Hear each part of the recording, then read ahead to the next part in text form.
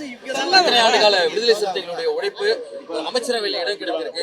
எவ்வளவு மகிழ்ச்சியா உணர்றீங்க? எப்படி இருக்கு? ஒரு அதிகாரத்துக்கு வர்றதா மிக முக்கியமானதா இருக்கு. எப்படி இருக்கு? அமைப்பாய் திரள்வோம், அங்கீகாரம் பெறுவோம், அதிகாரம் வெல்வோம் என்று பல ஆண்டுகளுக்கு முன்பு நான் முழக்கம் எழுதினேன். அதை நாடுதோறும் ஓங்கி உரத்து முழங்கினேன்.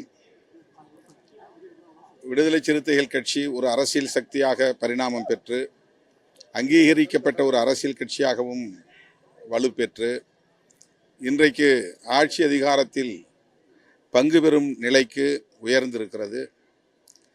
இந்த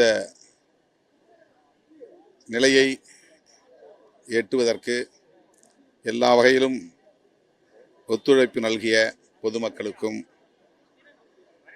நாங்கள் அங்கம் வகித்த மதசார்பற்ற முற்போக்கு கூட்டணி கட்சிக்கும், இன்றைக்கு எங்களை தோழமையோடு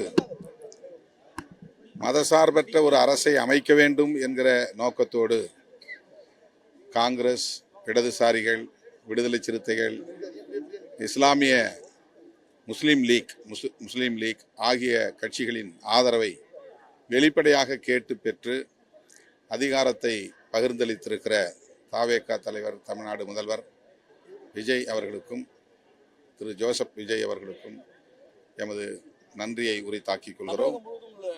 விடுதலை சிறுத்தைகளுக்கு